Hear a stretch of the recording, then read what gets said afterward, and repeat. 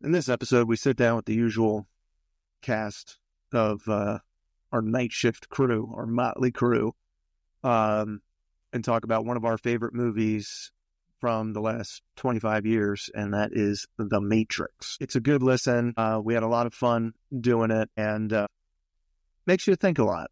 It really does, especially in today's age with the rise of AI. So one of the things that some of the audience has said, if they're not as familiar with the movie, they would love a refresher on it or just, the cliff notes on the plot. So for the audience, there is going to be some spoilers. So if you haven't seen the movie, it's been out for 25, 26 years, you should get on it. But just fair warning in advance, there are going to be some spoilers in tonight's episode, I should say. And for people that have seen it or just need a little refresher on the plot, The Matrix is a 1999 science fiction action film written and directed by the Wachowskis, and it's the first installment of a Matrix series. It depicts a dystopian future in which humanity is unknowingly trapped inside the Matrix. The Matrix is a simulated reality created by intelligent machines. Plot of the movie follows a few main characters, one being a guy by the name of Morpheus, played by Lawrence Fishburne, and another guy by the name of Neo, played by Keanu Reeves. Reeves' character is a computer hacker that is unknowingly prophesized to be the one to defeat the machines. And Morpheus has recruited him into a rebellion against the machines so that humanity can live free once again. So that's the plot, and I hope that you guys get a chance to listen all the way through and you enjoy tonight's show. Coming up, free your mind. The Matrix is next.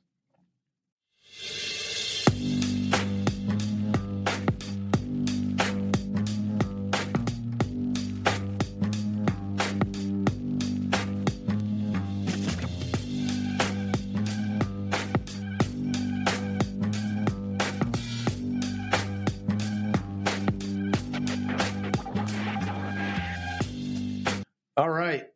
Tonight, I am joined by Agent Smith and Morpheus himself. Wow. Hello. Thank you. Yeah, well, it's a fucking pleasure to see you guys. We're breaking down The Matrix, a film that redefined action and sci-fi. So let's dive into this world building, the themes, and groundbreaking visuals for the time.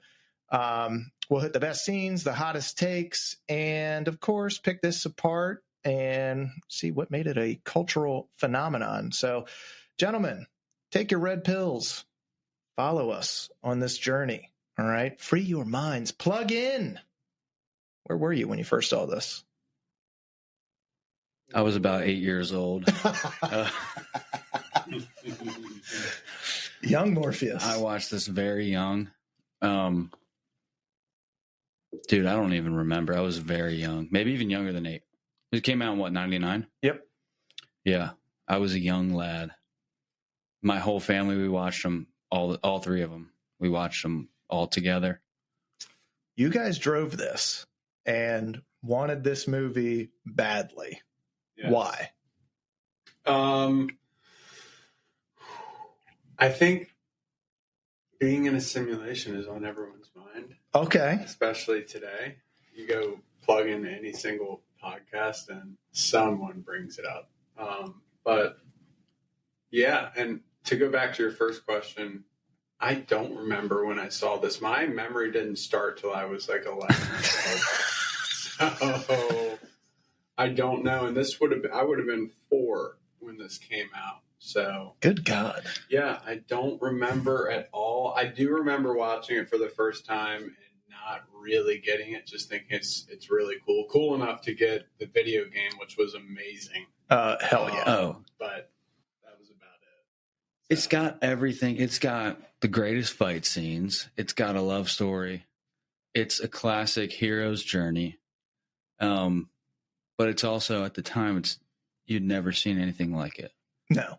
No, it's groundbreaking for its time. So you have, I think it hits more today, even so, than it did back in the day, because the rise of AI and what that's done and the fear of it from the skeptics is kind of something like this that would happen, where you have now machines have taken over the world and humans are stuck in a simulation and don't even know it, except for Morpheus. Except for Morpheus and his crew in Zion. So, all right, nerds, let's get into some quick facts about the movie, and we'll do a little overarching stuff here real quick. So, made in 1999, produced by Joel Silver, written and directed by the Wachowskis. Sisters. This still blows my mind. So, okay, you guys told me before the podcast, it was the Wachowski brothers. Now it's the Wachowski sisters. Yes. Yeah, this is old news. Okay, well, you know what? You're blowing my mind here. Clearly, I didn't do enough research on this. Main cast, Keanu Reeves, Lawrence Fishburne, Carrie-Anne Moss, Hugo Weaving, and Joey Pants. Joey Pantoliano. Joey Pants. All right, budget was $63 million. Box office, $460 million worldwide. That's a hit, man. Let's give some love to the Oracle. What's her name? Because she doesn't get listed in main cast. Look her up. It's not Whoopi Goldberg. It is not Whoopi. By the way, while he's looking this up, you can tell this movie is old AF because they got phones with lines on them, and they got pay phones, dude. Brother. We don't even have those anymore. Oh, we're getting into that. What aged the best and what aged poorly. But let's go to Rotten Tomatoes real quick. So Rotten Tomatoes, critic score, 83. Audience score, 85. Still pretty damn good. Rotten Tomatoes is kind of a harsh thing. No, that's good for them, but that's a low score still. Well, let's listen. Not everybody's seen it when it just came out. Some people are reviewing it years later. And now we have like even better CGI and all the stuff that comes with that. But arguable. Well, okay. Let's get back into the time machine and talk about competition that year. So 99, massive movie year. You had Fight Club, Sixth Sense, Blair Witch Project, Star Wars, The Phantom Menace, and this movie won 4 Academy Awards, but no Best Picture nomination. Oh my God. Yeah, pretty wild year, dude. It's a pretty damn good year. I think this one stacks up pretty nicely against those, even though it's like almost like a cult movie genre renaissance there between Blair Witch Project, Sixth Sense, Fight Club. I mean, they're hits, yes, but they have their own like cult following. What a way to end the 1900s. Yeah. I mean, damn is right. So actors in this one, let's start with Keanu. So where he was before this movie, we have him in Speed, Point Break. Oh, Bill and Ted's Excellent Adventure. I actually love Point Break. Dude, I fucking love Point Break. It's a great movie, but Johnny Utah. Oh, get me 2 hoagies, Johnny. 2 hoagies. Who am I thinking of? Gary Did you guys? Busey? You're thinking of Busey. That's Busey's line, the 2 hoagies. But dude, so he's in action movies. He's in Bill and Ted's Excellent Adventure, hilarious stoner movie. You know how I got that movie? In a pizza box. Really? It was delivered like Pizza Hut or something. They gave. That's how bad the movie is. They just like, here, put it in a fucking pizza box, a DVD in the pizza box. Incredible. So those were his big movies before this one. This one made him a bona fide action star, and it was. We'll get into it. There's some juicy casting what ifs in this one, yeah. But this movie sets him on A-list trajectory. Then you have Lawrence Fishburne coming off of Boys in the Hood. Incredible movie. Event Horizon, Apocalypse Now. So he's a well-known actor at this point. But this one, I mean, he makes a name for himself in this one. It just really sets him apart because he's not the lead in it, but he's a incredible supporting actor in this movie. Carrie Ann Moss Trinity did nothing after this movie, really. I mean, she's in the Matrix trilogy and mostly just TV roles. It's a shame because I thought she was freaking awesome in this movie. She's actually phenomenal. Then you got Hugo Weaving, Agent Smith, and he's an Australian film and theater background before this, but he parlays this into being basically an iconic villain. He's V for Vendetta. He's Lord of the Rings. Oh wow! Oh yeah. No, he. I didn't know he was V. Oh yeah, I forgot. Oh yeah. And let's see, what else do I have in here? Anti-hero in that one for sure. Oh, no doubt about it. Yeah. Anti-hero. So, I mean, we can talk about it now. We can get into the casting what ifs for this. Mm-hmm. It's not a perfect movie, but it's damn good. And it's incredibly entertaining from start to finish. But I had this for later on, but let's just get into it now. Casting what ifs. Gentlemen, you want to take a swing at who they were going to cast for Neo or who they thought they were going to cast for Neo? I've heard rumors. Tell me. There's been rumors that my wife is a hobbit. No, Will Smith. Right? That's one. Is there another one? But they say that about every movie, dude. It's like Will. Oh, we were going for Will Smith. He was supposed to be Django too. Well, dude, Will. He's the biggest movie star in the world at this time. Yeah, at this time. I think he could pull it off, no doubt. I just think it's a little different movie with him in it. There's probably the same amount of action. It's hard for me to see an unconfident Will Smith. That's what I mean, because Neo plays this believable, unbelievable character nerd programmer. You don't see Will Smith doing that. He's got the hat sideways, a little helicopter on top. Yeah. You just don't see that. No. Here's the other two that I found. Nicolas Cage. Okay. For Neo? For Neo. Oh. And Brad Pitt. Okay. I mean, he was busy doing Fight Club, so. Well, yes. All of them turned it down. Didn't want to do it. Really? Morpheus. Bangers on this one. Now, Fishburne is an awesome Morpheus. I got no issue with his irreplaceable. God, if you say Pacino. It was Al Pacino. No. Free your mind. No. Free your mind, Neo. I said I wouldn't bring up Pacino. No, you know who I want Pacino to be in this is actually Agent Smith. Oh, it's the smell. There you are, Mr. Anderson. There you are. The stench. The stench. Now, so here's first one. Sean Connery. Ooh. Pretty interesting. Real. Nero. Could you please plug in? We have to talk. Yeah, I don't like him. I don't like him for it. He could have been in the movie, though. He could have been in the movie. Maybe in number 2 or 3. He could have been. He could have been a decent supporting actor. The other one, Gary Oldman.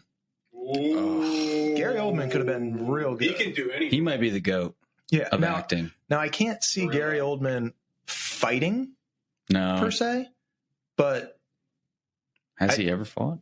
Not that I know of. I mean... Ooh, Fassbender. As Morpheus? No, as... Neo. No.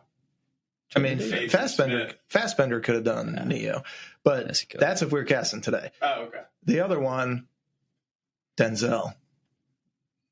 Yeah.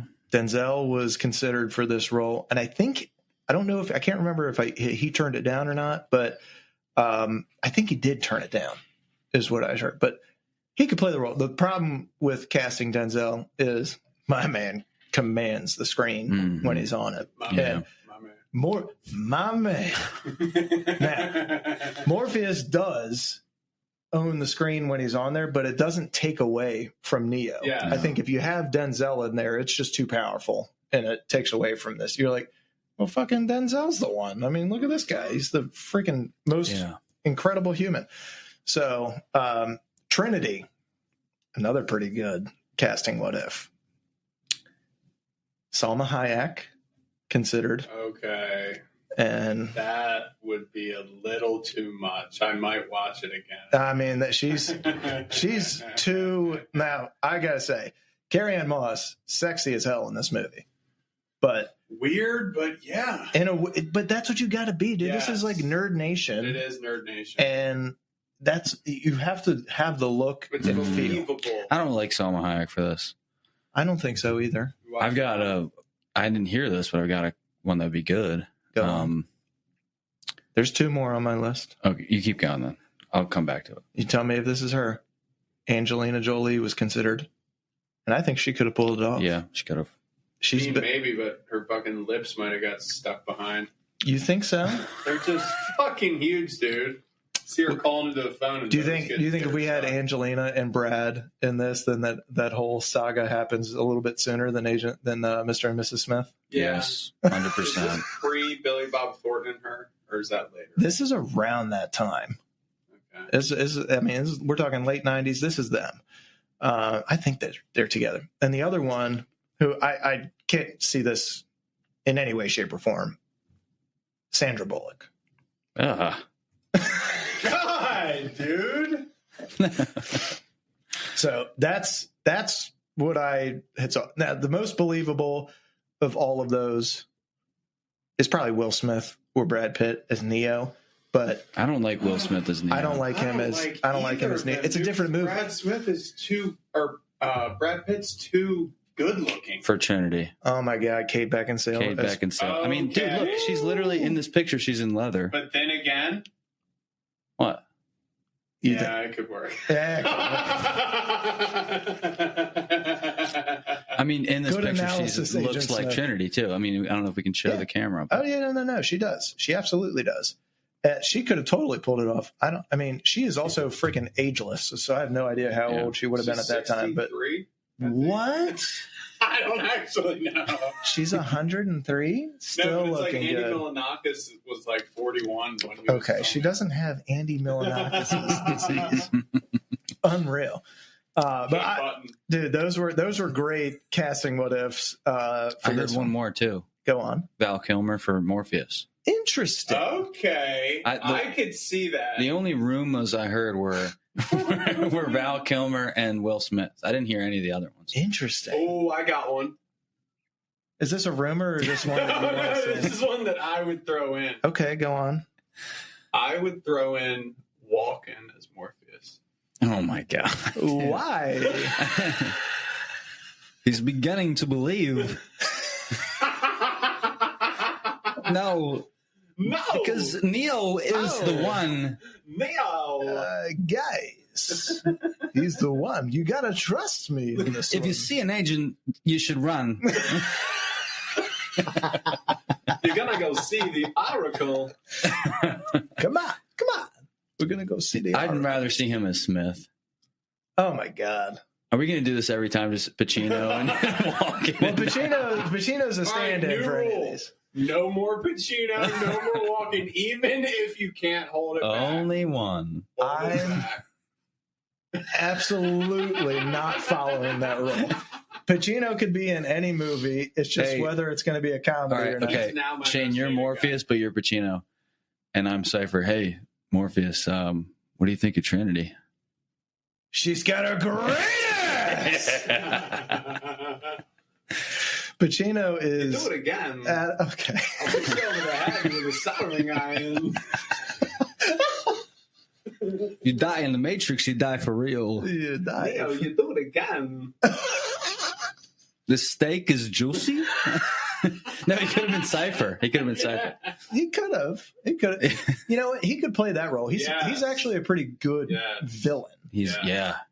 He's a great villain. He kind of, I don't know if he likes playing the villain role, but he's damn good at it. He's not a coward, though. He might not like that. He doesn't like playing a coward. He's usually like a strong. Yeah. I'm not a coward.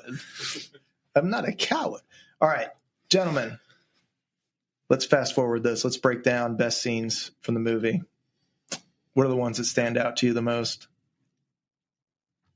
For me, it's when the Oracle tells him, "Sorry, kid," like it's not you, even though she doesn't technically say it's not you.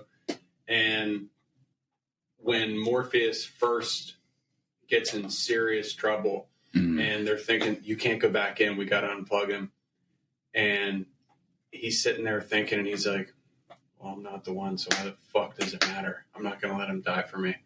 And then he goes back in, and that's what makes him. Once he believes he's not the one, the pressure's off. And I'm getting the chills thinking about it because it's so relatable. Dude, maybe it's not you. And you're like, you know what? I don't give a fuck anymore. Yeah. And you're just going to go after it. And he did. And then that's when Morpheus is like, I believe. To believe. So, dude, when Morpheus is in the walls and he just sacrifices himself and he's like, and he headbutts the fucking drywall. Well, because he believes that to his core, this kid is the one. Because I think the Oracle told him, "You're going to find the one." She tells Trinity, "You're going to fall in love with the one." You got that right. And so those two believe. And there's like, God, you could go down like Reddit rabbit holes on this. Do you think the Oracle was wrong? Or do you think that she did that on purpose to try and get him? Because if she can really see the future. Explain. Go on. Tell me more. Remember I told you on the phone, she told him he wasn't going to be it, and you said, no, she didn't. Was she wrong about what? Was she wrong about him not being the one? Or do you think that she told him that so that he would take that burden off of his shoulders? She says, it's just a semantics thing. She says, "You already know what I'm going to tell you." And then he's like, "I'm not the one." And she's like, "Sorry, kid, you got the gift." She never actually says you're not the one. Mm-hmm. She just lets him believe that, but she already knows he's the one. You could argue that. She never says not the one. Yeah. He says it. She says you're waiting for something, maybe another life. I don't know.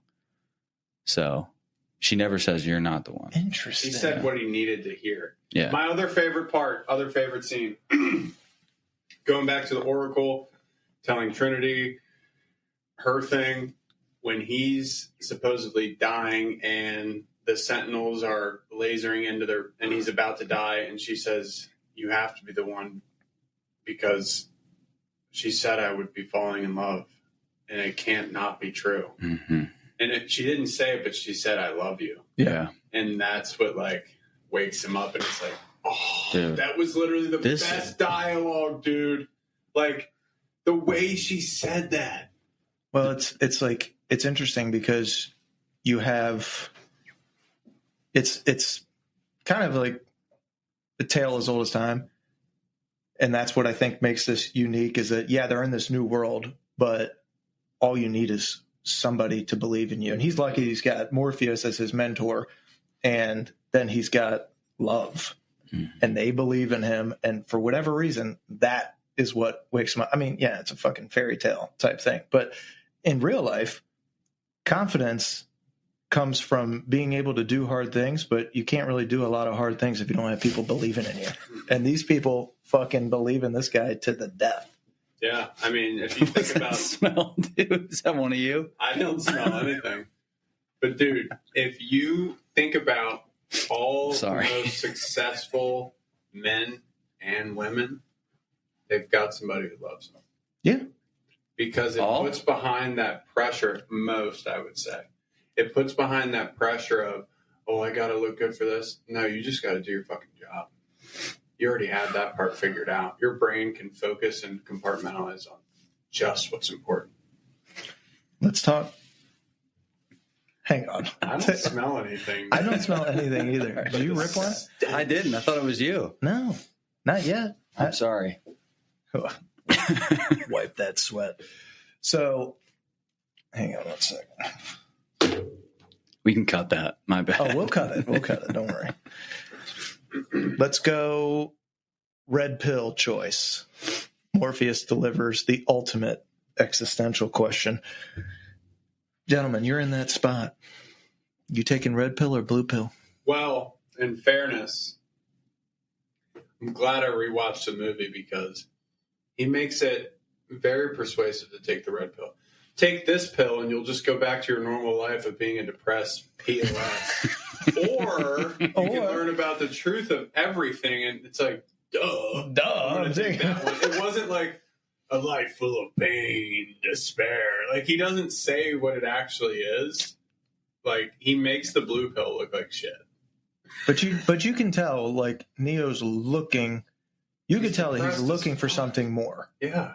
Because you can't be stuck in that world. I mean, dude, they do such a good job of setting the scene and making everything such a grungy. It's like, I don't even know. I mean, they don't ever say like where this, world that they're in is. I'm assuming it's some kind of like New York City or something. Well, it is like New York that. City because there's a subway. Yeah. It's not I think it's Chicago. No, You think so? Chicago has whatever they call it, the trains that are on, like, above ground. It looks like New York to me because it's subway system. I heard Chicago. I'm sorry. Well, I guess maybe Chicago is both. Maybe it's based off of just multiple cities. It could be. I mean, it's just a simulation, guys. But true. But they do such a good job of making it unappealing as fuck. Yeah. Mm-hmm. It's green. And it's green. It's gray. It's like just kind of like a disgusting world. And you can see like he's not living some good life. He's at an office job he fucking hates. He gets yelled at for being late because he's been up hacking and, doing God knows what else. The guys that he's selling what is he even selling in the beginning? Programs. So he's selling these programs to guys that are just, typical grunge punk rock scene. So it gives you that background of like, I don't really think that this is awesome and he can't want to do this, but he just looks depressed the entire time. And so having somebody come in and save him basically and tell him he's still skeptical as hell, like most depressed people. Like he was living without a purpose. Yeah. He doesn't just have hoping for a depression. purpose. He knows that something is off. Like he can feel that it's not real. He can feel something's going on. Yeah. Behind the curtain. Yeah. So back to my question. You taking blue pill? Or are you taking red pill? Well, am I Neo or am I me? You're you. Well, I would ask a lot more fucking questions. Like, oh, what's going to happen if I take this pill? But dude, they would be in there for 6 hours and you would have so many fucking questions. I don't just take pills. Okay, weirdo with your fucking glasses. Also, did you wash your hands? How do I know where those pills have been? What is in them? So I like to think I would take it. Yeah. I think there's an analogy to real life. I know you. You're not even asking one question. Do you want to know the truth to everything and have a fucking 11-inch dick? Yeah. I'm fucking taking it. Wait, what is that? Where'd that come from? I'm just saying. By the way, I'll throw in an 11-inch cock. He makes it seem so much better. Do you want to know, like, do you want to be the man? Do you want to go back to your micro penis? Or do you?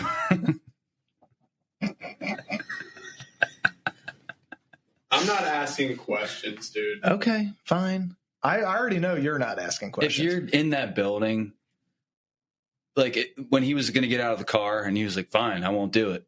And they're like, please come back. We want you. Like by the time you get to the seat with Morpheus, he trusts Morpheus. So he's going to take it. Yeah, he's going to take it. I would take it. I'm not asking that, man. I might ask like 2 questions. Yeah. Max. But if I'm him, I'm like, give me the goddamn pill. Yeah. Harder if you have kids in the Matrix. Well, this is true. I'd still probably do it. Depends on the day. Daddy. After today? Shane, you will never see your wife or kids again. He already ate it. Guys, he ate it right away. Wow. I didn't even finish getting Wait, where was the pill? You will never see her. Oh, it's in my gullet. It's down. I swallow that thing like a goddamn pelican. Lobby shootout.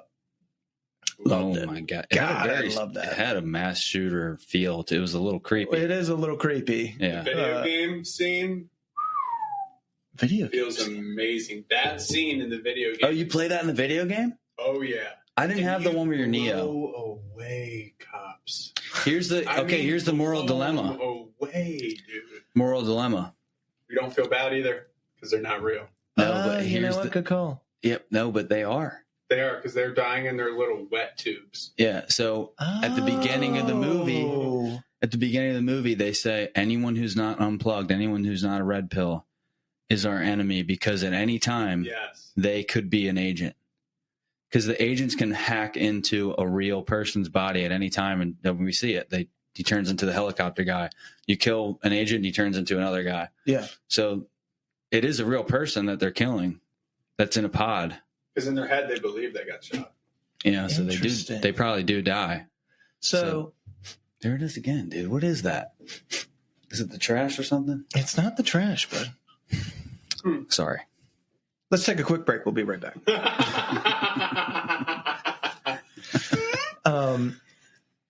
So one thing that I found interesting, they're basically farming humans. Yes. Just like we have data centers. Yeah. Bunch of servers. And Morpheus says we don't really know what year it is, but you think it's 1999. It's actually like 2199. We think. We've lost track of time. Yeah. But I find it curious how they're getting energy from humans. Okay, they explain it. The average human gives, just like when you're doing a load calculation for HVAC, you see how much heat a person gives off, like 400 BTUs per hour. The same thing, just like how we have our electricity plants, like at the Hoover Dam. Those generators turn because the water pushes them, and it's a motor in reverse, so it creates electricity. Our bodies have electricity too, and they say in the movie, I forget what it is, but there's an exact wattage that we actually give off. So if they have enough humans and they keep feeding us our other dead humans plus, we can keep creating electrical energy, because we actually do have an electrical charge. It's a plot hole, because they've calculated how much actual energy it is, and it's like shitty. It is. Like, but here's the original idea. Like, why wouldn't you do like, cows or something like that? It's because the original idea was way cooler. The original idea was that they use the humans because our brain is actually really powerful, that they connected all the brains to create like a neural connected matrix, like a mind hive. They were using the minds as like a meat computer. And then they were like, audience isn't going to get that. Let's just make them batteries. Interesting. But they've talked about that. Neil deGrasse Tyson's talked about it on his podcast. Okay. Like, that would have been, I think, cooler, because the battery thing is that's the only thing that's like, nah. But I don't get it. And then how are humans reproduced in this world? Tubes. I mean, just how you do a test tube. Oh, here's a good question. So if somebody fucks somebody else in the Matrix, serious question, do they actually take, like, it's kind of gross, but do they actually take like the sperm from the real human and send it over to the pod? Because the pod could be anywhere. Or do they just go, let's just create one, and then in the Matrix it's a fake baby? It's not actually you think they really do use this? I don't think they're going to send it off and make it a moral thing. They just make person with a UPS code. I think they just, but then again, it's in the goo. So I don't think so. I think they just have their own goo to reproduce. It's just goo city there. Dude, I don't like that. Gives me the willies, man. But okay, back to lobby shootout. This is the first scene that I can remember of its kind. I mean, like, there's been a ton of movies with shootouts and stuff like that, but you never seen anybody move the way that they choreograph this scene. These people are running up walls, flipping. I find it hard to believe that none of them they didn't even get nicked. No. There's a lot of bullets flying. These two didn't get nicked. I mean, come on. But the amount of guns that they have in there, unbelievable. Dude, they didn't even reload. Didn't even reload once. They just threw the guns down. Throw the gun at the guy's face and blow it. Yeah. I remember watching that and thinking, totally realistic and fucking awesome. Wow, when he goes to the metal detector and the guy's like, what the? It's incredible. So first time I'd seen that in a movie. There's been a couple, since then. I mean, but dude, that was just awesome. Then you get, I like the Neo and Morpheus training scene a lot. Stop trying to hit me and hit me. Yeah. Just cool, man. It is. And going through, and I thought it was pretty interesting how they were able to, and you go back to the premises, like everything's computerized and programming. He can just download. Yeah, like, he's blinking. I know how to do jujitsu and kung fu, and like he just like keep. They pan away for a minute and get out of the training thing, and you see him on the ship, and they're like, "How's he doing?" This guy's a machine. He's been doing this for like 11 straight hours. Like, which makes me think, do you get tired in the Matrix and then tired in real life? Does it mimic that? Everything is a brain. Like, you get shot, your brain thinks it, you feel it. You get tired, your brain thinks it, you feel it. I thought of a good question on the way over here because they never addressed this. What if your arm gets chopped off in the Matrix? So in real life, and then you survive, like they get you out with one of the phones. Yeah. What happens to your arm in real life? Great question. Do you think that it's just like just numb, a ghost arm, basically? You think that's it? Like you don't die, but your neurons tell your brain it's not working anymore. That happens to people. There's a term for it when you amputees. Yes, exactly, where they can still phantom limb. That's it. Phantom limb, but it's a real limb still there, theoretically. So just put it in reverse. Yeah, remember Morpheus is like when Neo gets all tired, he's like, "Is that really air you're breathing right now?" And he's like, "Oh shit, I'm not really breathing air. No, it's actually goop." Yeah. Wow, man. So another scene that was massive when it came out, when this movie aired. Rooftop bullet dodge. Do you know how many fucking times we would be doing dodgeball or something like that in try to do it, and people would be like, just get hit in the nuts. Every single kid was trying that shit. Like, oh my God, we could do this. Lord knows I tried it and I got fucking clipped every single time. But that was such a cool scene when it was going down. Rewatching it the other day, I think I watched this movie again on Sunday night last week, and I mean it's less realistic, not the best special effects, but for the time, fucking awesome. Dude, I actually was talking to Colin about this. I think it actually goes toe to toe with a lot of the CGI I see now, because now it's so real, it looks more real than real life. Like, you ever seen a picture that's so edited and perfect that you're like, that's not even what my eyeballs Oh, like an AI generated picture? Like, this looks like pretty freaking real. Now, like, that's movie one, because, I mean, we're going to get to the other ones later, but movie two, some of the CGI is like a little far-fetched. Okay. But now, moving on from that one, subway fight scene. Oh my God.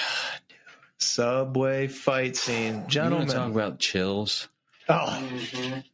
When he spits up blood, he gets up and he does this fucking gets the dust off, and then he does the yes. Oh my just God. Like his daddy Morpheus taught him. That's right.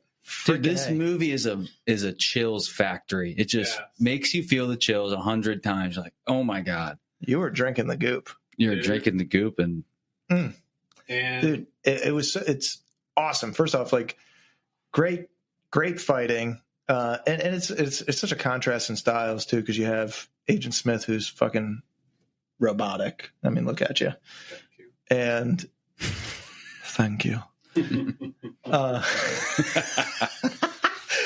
And Neo, who is anything but he's getting his ass kicked, and they're all worried about him on the ship. But he just keeps getting up and keeps fighting back, and then fucking beats him at the end, throwing him under the subway that's coming. And then goddamn Matrix strikes again. It's like, that's got to be exhausting to kill these dudes, and then right back. They're right back. And you're like, Jesus Christ. All right. And then he books it out of there. But such a cool scene. Incredible choreography. I didn't read any of the or look at any of the like director commentary or anything like that beforehand. Maybe I should have, but I loved how they did that. It was awesome. Dude, Neo he's got the Taylor Swift effect where Explain. Keanu Reeves is, for most guys, it's not like Jason Statham or something unobtainable. He's an obtainable, believable figure. Like, it makes the dude, I have that same body. Like, I could be him. Like he's not Jean-Claude Van Damme, where you're like this guy's been training his whole life. With Taylor Swift, she doesn't have like a BBL. She's not a Kardashian. She's just like tall, skinny girl. Like any girl could obtain to be her. Yeah. So that's true. I think he's perfect for this role because of that. It's a good point. Yeah. All right, gentlemen, best lines. Unless you have any more best scenes. Oh, yeah. I got a great scene when Morpheus is held captive and they save him. Oh. They come up with the helicopter with the Gatling gun and just light up the fucking agents, dude. They sure do. But listen, I gotta do me a favor. How the hell did Morpheus not get ripped apart by the Gatling gun? That too. I'm watching that and I'm thinking, first off, fucking incredible visuals. Yeah. It's awesome. I did think that. And I'm pumped as hell when this is going on because you're like, he's gonna do it. Dude. Yeah, he's in his chair, and I'm thinking like, first thought was, hell yeah, let's go. They're getting their boy back. But then the more I'm watching, I'm like, the agents are standing right next to him. How is he? How accurate is this gun? This gun cannot be that accurate. It cannot be. I have no idea. He's shooting all over the place. Yeah. He's going in blind. Dude, he's going in totally blind, whipping through. Somehow Morpheus doesn't get hit, and he gets clipped by one of the agents at the end. But yeah. But another chills moment when he breaks the fucking handcuffs. So sick. I mean, his delts must be made of iron. He lat races to the side. It's like he had the energy finally when he knew that he was coming after him, and then he was like, "Are the handcuffs even real?" Yeah. And then he finally busts out.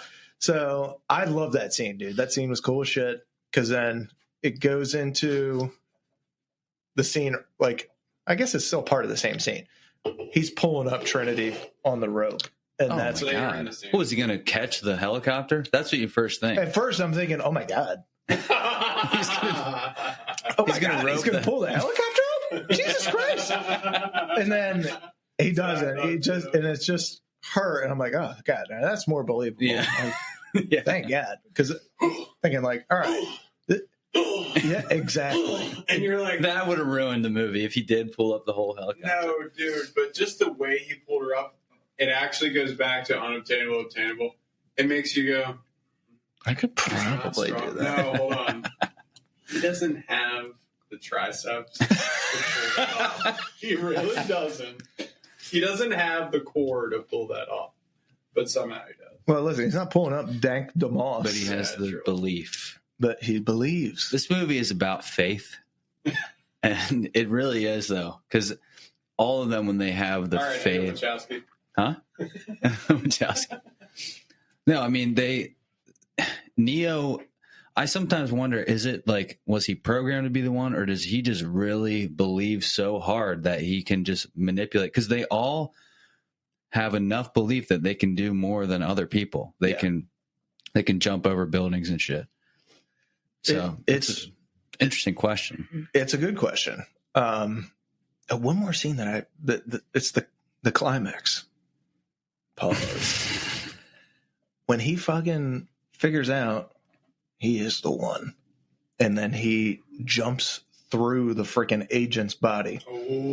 Also behind the back. Yes. And then he's like, well, here we go. Just fucking. He's like, I could do a coffee right now. This is doing me nothing. And the agents are like, oh shit. It's the first time that they've ever done that. It's just incredible. I actually pulled that move off with Jordan. When we were kids, she'd be swinging, and I actually was doing this, and it was working. And I went, "Oh my god, it's actually a really oh my god, I'm the one." I'm the one. This is a really And then Shane looked at you and went, he's beginning to believe. Griff's like, what's happening? No, Griffin Cypher. was playing the video game like, motherfucker, this thing's not fucking working again. Throwing the controller against the wall. Did you see the lady in the red? Yeah. Did you see the lady? That's totally him. He's Mouse. Yeah. Griffin is 100% Mouse. The thing that kind of ticked me off a little bit about Mouse, and this is a very small detail, just because I'm a stickler about wasting. When he's going through the programs for Neo, he's just throwing him over his head and like, no. And they're just clanking on the floor. And these are really important programs. And I'm thinking, put them to the side. But he's just like, to the back of the room. And he's like, how about judo? Like, bro, you live on a ship in the middle of I don't remember nowhere. Yeah, like, dude, don't. Was he throwing like martial arts back? No, he was throwing the little programs for different training videos. Oh. And he's like, not exciting. Ooh, how about this one? And I'm thinking to myself, oh my god, you guys need these on the ground. Like, you're gonna need You're these. throwing our serums away. Dude, you ever had like you guys remember video games with actual CDs and DVDs? God forbid you get a freaking scratch on that thing. It's like, fuck, it's ruined. Come on, Mouse. Oh, Mouse, shout out to Mouse when he dies. Got 2 Tommy guns, just that was pretty sweet. He didn't believe it all. No, he didn't believe it all. Real quick. I mean, he would have had to really believe because he got shot about 5,000 times. Yeah, he did. Let's get into best lines. What did you like? It's the smell. I'm saturated by it. Mr. Anderson. Mm-hmm. Mm-hmm. Anything by Morpheus, pretty much. He's got some long dialogue in a lot of these spots. Some of it's like, all right, bro, come on. I like when Trinity's like, I was looking for you, Neo, this entire time. When they're at the club and she first meets him, and he's like, how do you know my name? I just think it's so cool that she's this close to his ear, and she's like, I've been looking for you, Neo. Oh, I got one that's... Ooh. Okay, I've got 2 real quick ones. When she kills the agent, dodge this. Yeah, shoots him in the fucking head. Fucking, I got that on my list. Definitely should have shot him before she said that, because he probably could have just dodged it. Dodge this, okay. All right. But and then when Cypher is like, how can he be the one if he's dead? And then there's got to be some miracle of God that comes in and saves him. Or then and Tank then Tank rises. Yeah, what does Tank say? He's like, believe it or not, you son of a bitch, you're still going to burn. Yeah. And then he shoots him with that weird gun. Okay. Weird gun. I told this to Colin. 2 of my, bar none actually, favorite scenes in this movie. I guess not scenes, but dialogue. The phone call in the beginning and the phone call at the end. For whatever reason, as an audience member, it plugs me in. When there's a phone. When there's a phone. And when the movie starts, it's Trinity calling in. And when the movie ends, it's Neo, and he's like, I don't know what's going to happen, but I'm coming for you. And it's like, who is he talking to? Oh my God. He's just The calling system. into the system, dude. He's talking to the system, It bro. is just, when you see the little green numbers going down and you hear the phone call, And Rage Against the Machine comes it's in. amazing. Oh, it's Rage Against great. the It's Machine great comes needle on. drop. Love that. I like the scene, the scene where he goes to meet the Oracle, and then they tell him, the little helper chick is like, all right, just have a seat in here. Here's some other ones. You're going to sit with some other potentials over here. And it's like all kids. And the little girl is like, bending the spoons. Mm-hmm. And then he's like looking at her like, oh, how are you doing that? And then she goes, well, you got to remember, there is no spoon. And then he just takes this little girl's advice and just starts looking at the spoon. And then he starts bending. I'm like, that's kind of fucking cool, man. She's like, it's not the spoon that's bending. Yep. Yeah. It's you. It's you. Do not try to bend the spoon. That would be impossible. Yeah. Only realize that the spoon doesn't exist. There is no spoon. I think it's a boy, isn't it? Is it a boy or a girl? I don't know. There's like little Androgynous. trans kids in it. Hang on. Hang on. All right. Let's get into what age the best. I mean, I'm going to say the fight choreography was fucking awesome. The bullet time effect, we already covered that one. Love that. Set the tone for the whole franchise. What age the best for you? I mean, we could go back to the Wachowskis again. Do you really want to?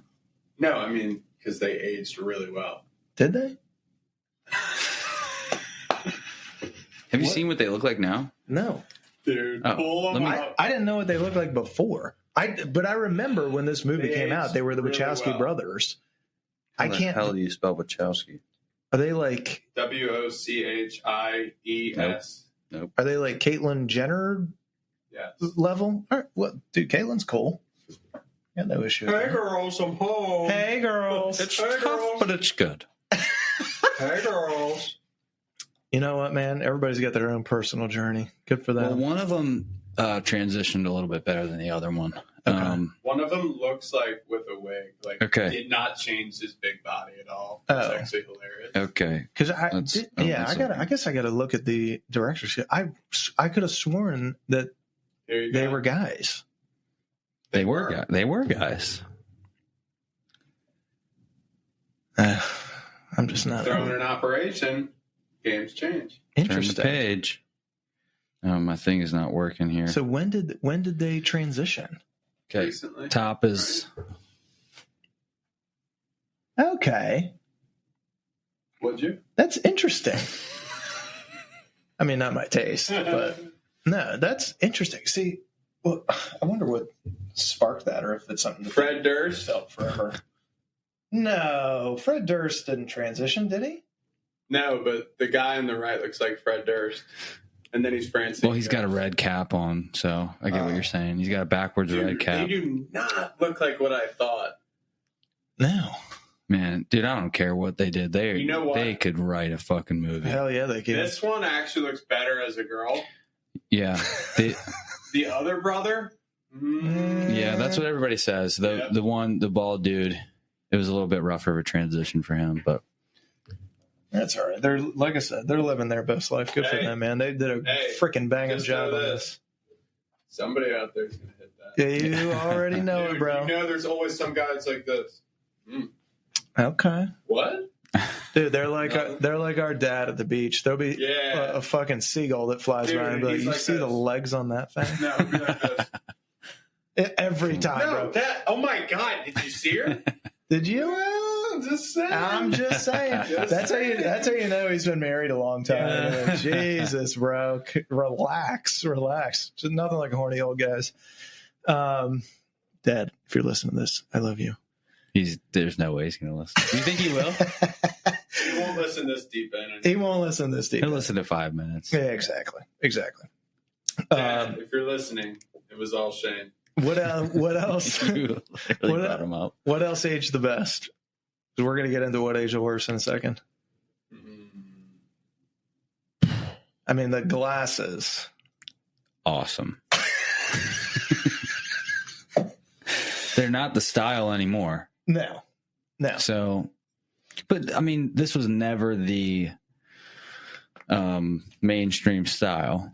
They were going for some sort of bondage underground type deal. They actually went to a real bondage like rave.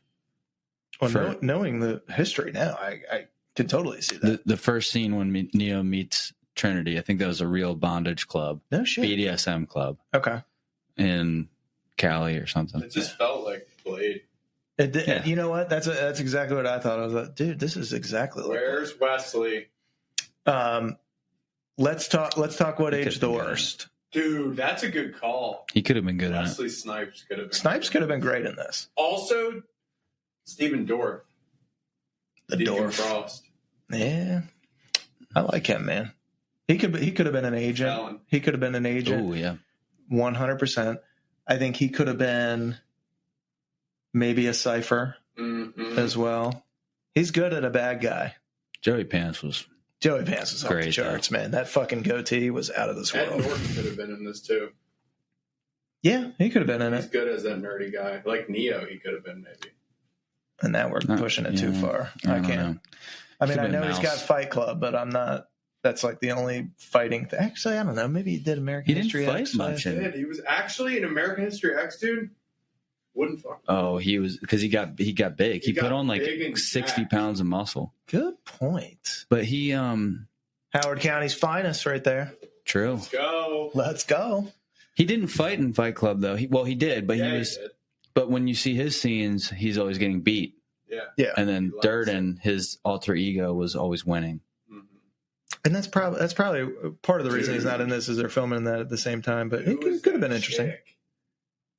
Who was what? Fight Club. Their girl. Oh, Bellatrix Lestrange. I don't know her real name. Yeah, Bellatrix Strange. Lestrange. From Come on, Harry dude. Potter. Get your fucking Yeah, get your Bellatrix nerd hat Strange. on, bro. Dude, she's scary. She's got. She could have been a good like female agent. They should have brought her in for the 100%. fourth one. Dude, if they're making it today, she's a badass female agent Mhm. for sure. In Matrix 2, she could have been one of the bad people at the club. Yeah, Hell like yeah. one of the what's his name, the Merovingian. Ah. All right, hang on. Okay. Back on topic. Yeah. Back on topic. What age the worst? I mean, you said it in the beginning. Payphones. Mhm. Oh, I got one. Go on. Just when they go in the scene where they're shooting up the whatever that building is. Shooting up the lobby. Yeah, shooting up the lobby age kind of bad because now like with all the mass shootings that have happened since And they almost all dress like it this, too. feels it's like they got their inspiration from they put on the trench coats. It's very true. That aged kind of poorly. Very But true. they had to do it. They had to save Morpheus. So. Well, that's the thing, dude. This is just a movie. It's not meant for people to try this shit in real life. But yeah, I would say that's another one. Didn't age that well, but fun watching a movie, just not in real life. The phones, the cell phones, fucking great. Yeah, dude. Great. Teeny tiny. Teeny tiny. Yeah. Hello. It ages. Hello. That ages well though, because with iPhones it'd be like, Yeah. iPhones aren't as cool for movies. True. They don't work as well in movies as. No, having that, just the nature of flipping it open, Mhm. it Flipping it adds an open. effect to it. And actually lighting a real cigarette. Oh, man. Yeah. Nothing like a cigarette pulls me into a movie. I'm like, all right, this guy knows what he's doing. Yeah. 100%. I don't smoke cigarettes, but every time I watch a movie where somebody's ripping them 24/7, I'm like, God, I really want to try it. Mm-hmm. Really looks awesome. All right, let's do hottest take. Do you think that The Matrix predicted the rise of simulation theory and AI fears? Well, it didn't help put it to rest. I'll say that. Yeah. I mean, Um, it gave a name to the idea. Yes. Like people say, we're living in a matrix. Like exactly. that word people didn't use that word No. for No. simulation before this movie. Very true. Very true. So definitely a little bit for sure. It gave birth to it. Yeah, one of the questions that I had was, if would it be impactful, as impactful if it were released today? I think yes. Yeah. I think it'd be even more like timely given how quickly AI has come about in the last even the last year alone with everything that we've got going on. Any hot takes from you guys? You can use this as casting what ifs. You can do, if you were to make the movie today, Who are you casting as Neo? I feel like Keanu could still do it, man. This John Wick franchise he's got going on, he can still pull this shit off. Well, they did a Matrix 4 like 2 years ago. That's true. So did he play it? Yeah. Is he in it? Okay. We'll get there one day. But dude, I love this movie so much. I can't even really think of trying to replace people. It's just true. So good. Well, now they're just cemented in these roles, and I can't think of anybody else. This is not one of those movies where you can replace even supporting characters. I think they've created their own world for this movie, and it's just impossible to think of anybody else in it. All right, let's do awards. Who's your MVP? Who won the movie? MVP Morpheus, Lawrence Fishburne. Really? I mean, obviously Neo's great, but that would be like too obvious of a choice. So I'm going with, though, I love Neo.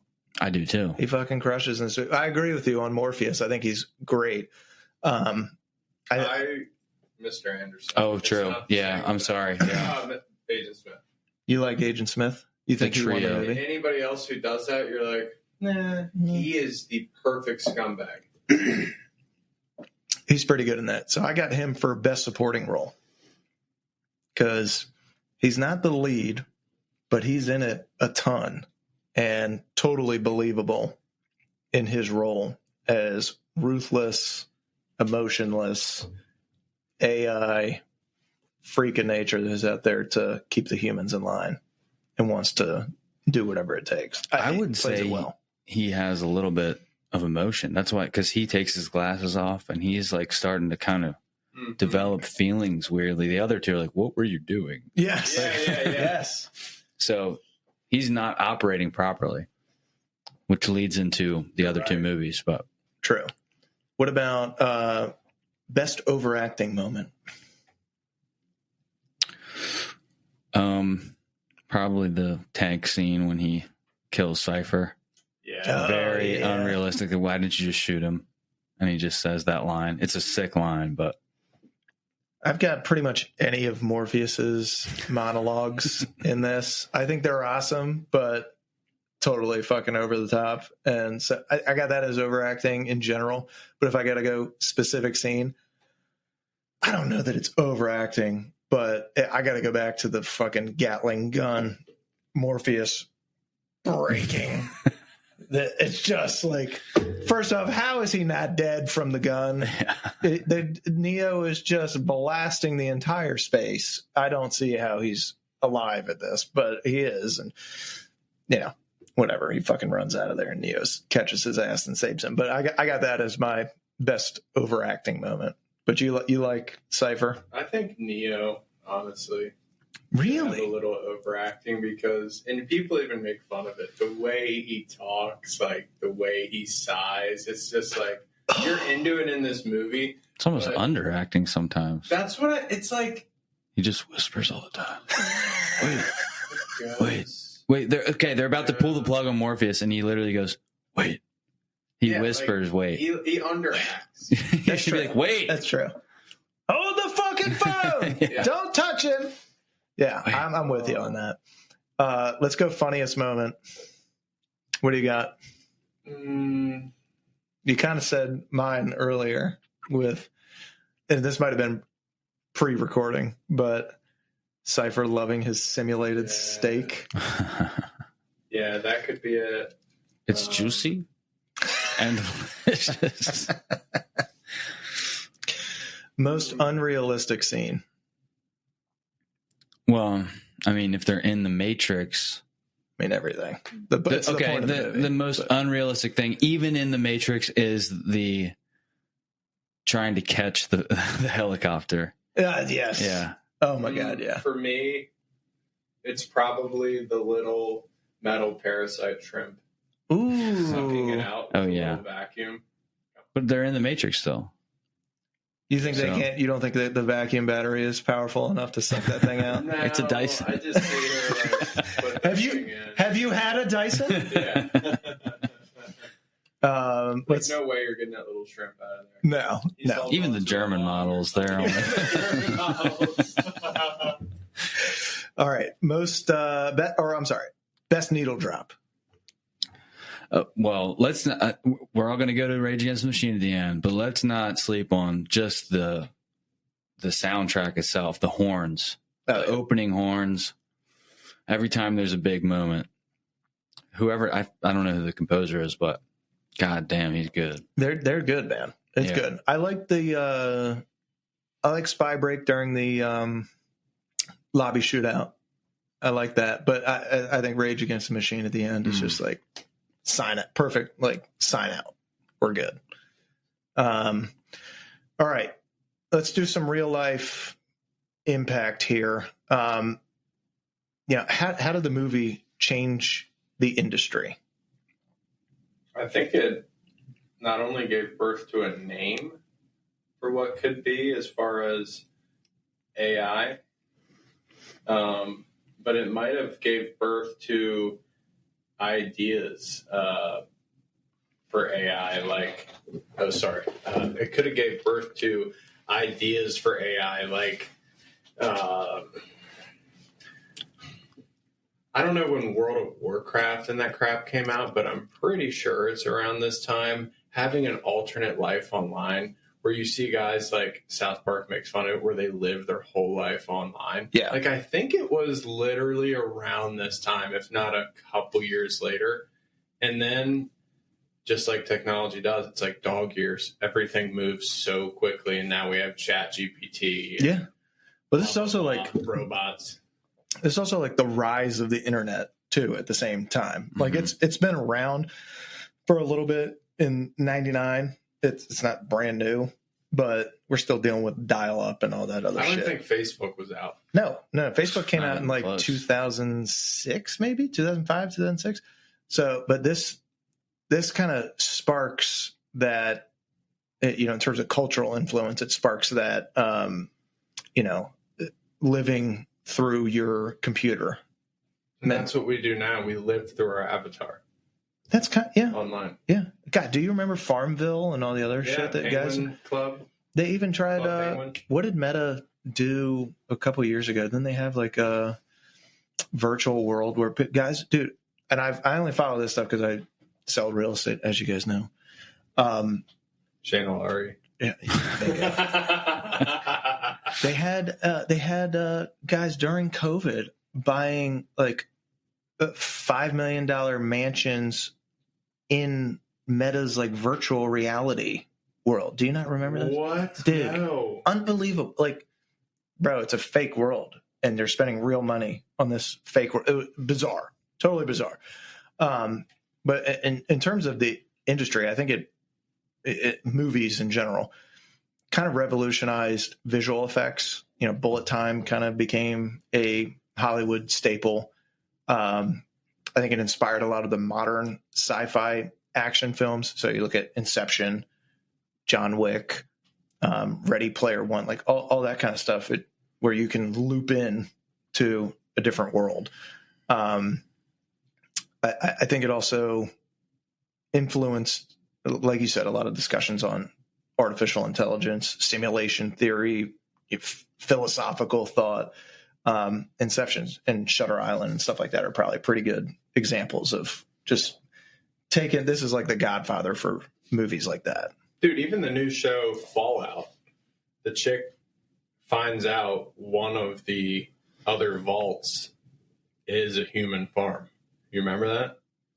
Interesting. I've not seen Fallout. It's like the last episode, she walks in and she sees her, I don't know if it was her dad or her mom, but they're in the goop. Yeah. Like they literally stole it. Yucky. They took it from this movie. Mm-hmm. Thievery. The Wachowskis got to go after them. Yeah, for real. Can't do that. It might have been them that made. You think so? Oh, there's a lady that claims she wrote this movie and that the Wachowskis stole it from her. Really? And she says that it is either a prequel or it's the sequel to the Terminator. And No shit. Yeah, she claims it, but they went through court and everything, and they're like, she's fucking crazy. She definitely didn't write it. She thinks that she is in a simulation right now. Yeah. In terms of cultural influence, I think the red pill, blue pill metaphor has been used a bunch. Oh, or yeah. Dude. a lot, especially in social and political conversations. The cyberpunk aesthetic influenced some fashion, a lot of gaming though, and tech culture. It kind of reminds me of what's the movie Grandma's Boy? You got the beep boop boop boop. Dude, when he segues to his office, Yes. he's like, yeah, metal legs are gonna feel so cool. So true, dude. So I don't know. I think, there's references to the Matrix that appear everywhere from memes and all that stuff. But I think biggest influence it has is AI discussion and simulation theory. I think you could go down rabbit holes all day with that stuff. It's just now. how deep we're gonna go with this. We got VR headsets. We got. Is this world that bad? Dude, we have fake chicken now. Oh, I know. Like, we have... You had one of those Beyond Burgers? That's what I mean. Everything's becoming, like, closer and closer to...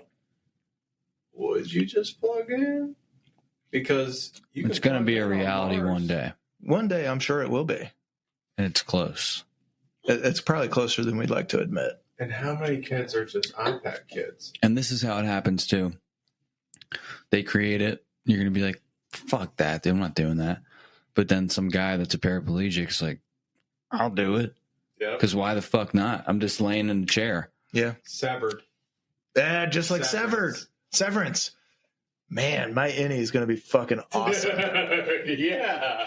My innie is going to be living his best life.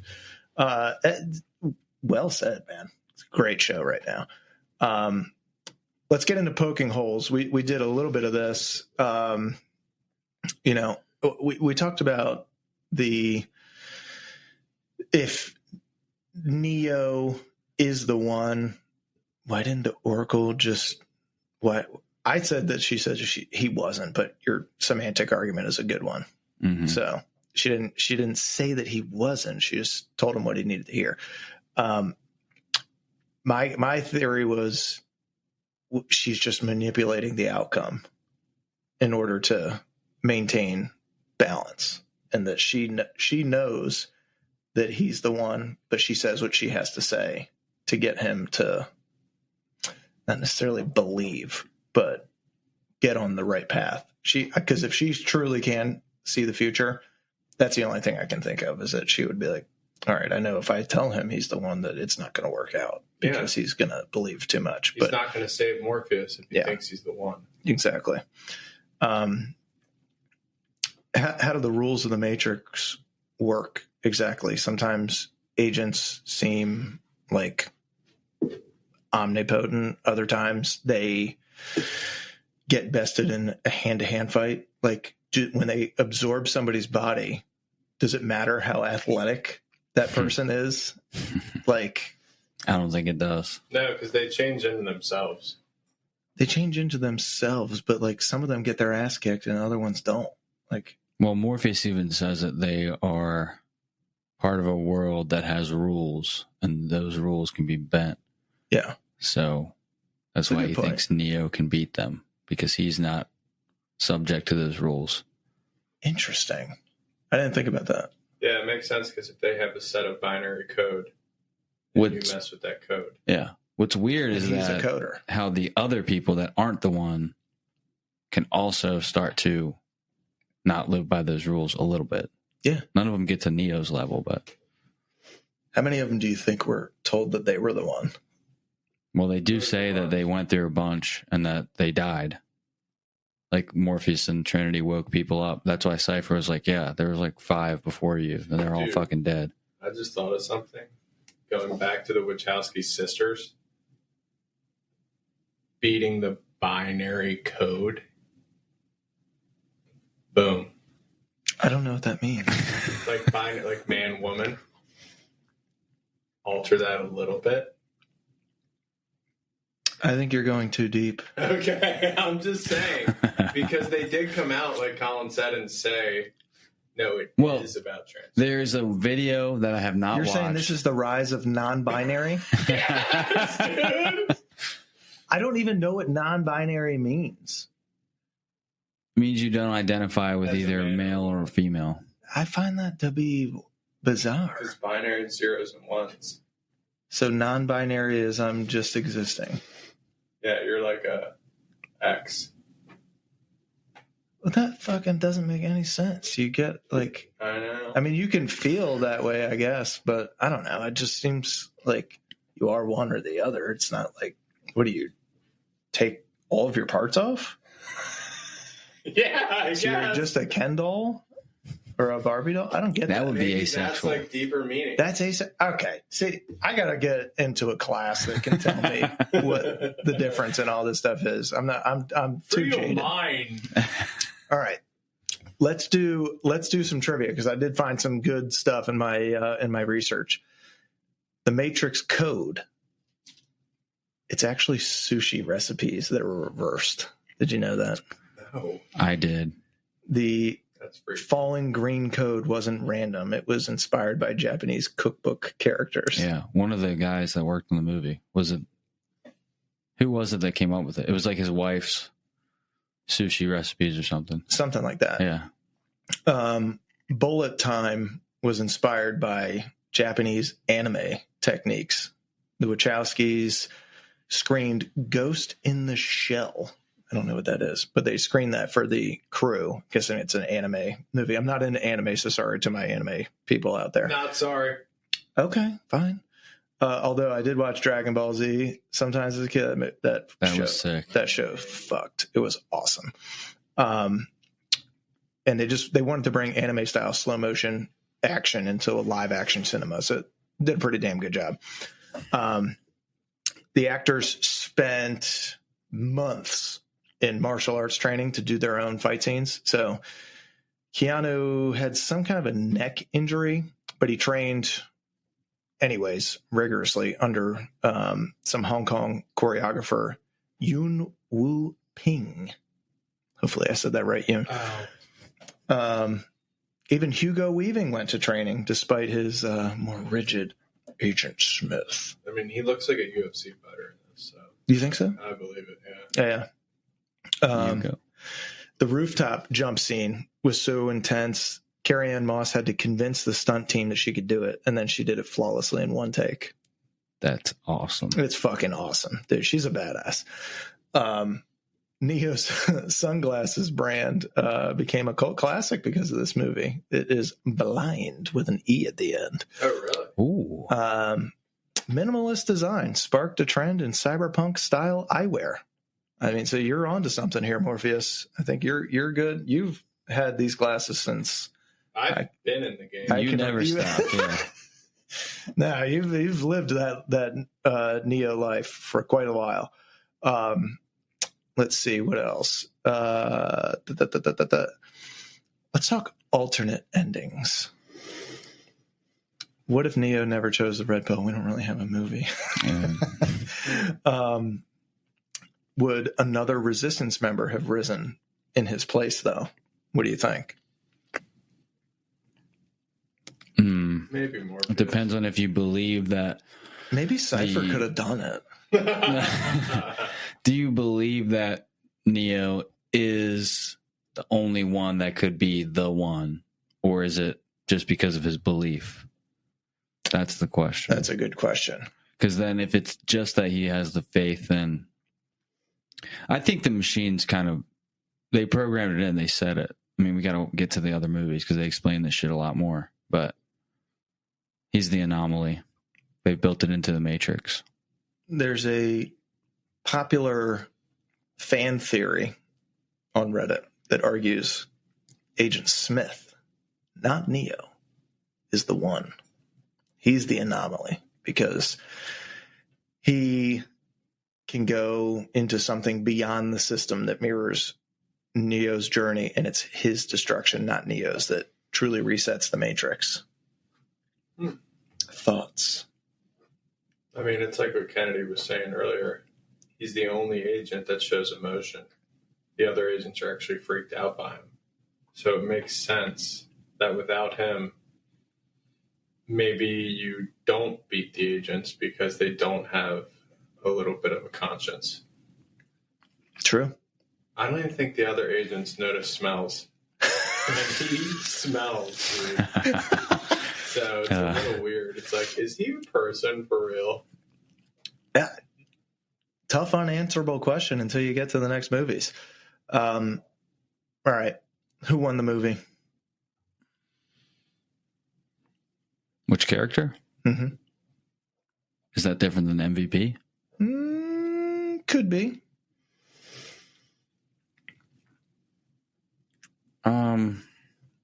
Well, I'll say Neo because I said Morpheus for MVP. Yeah.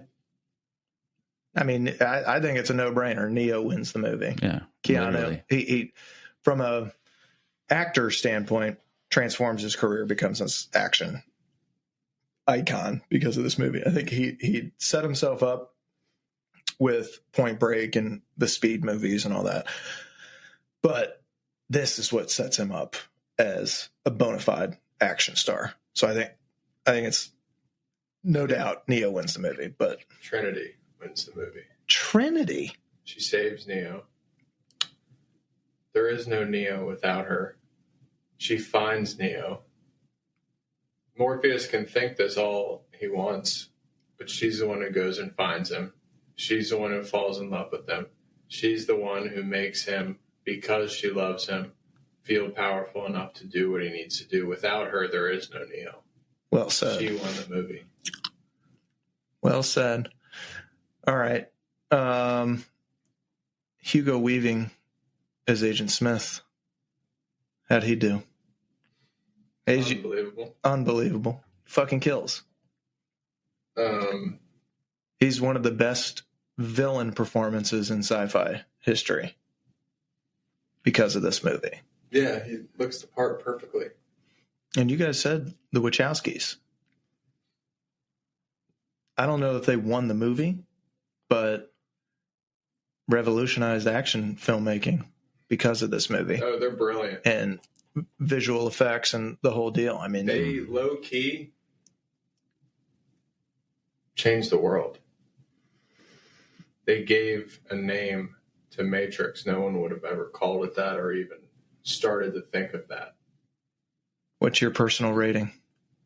Rate the movie, gentlemen. All right, I'm going to go 9.5. Wow. 9.5. Okay, that's high. CK, are you thinking, can we go above 10? Yeah, I mean, just to be realistic, I'm going to give it a 9.8. Okay. Wow, that's low. You got to do... I actually like the other two maybe more than the first one. Interesting. Okay.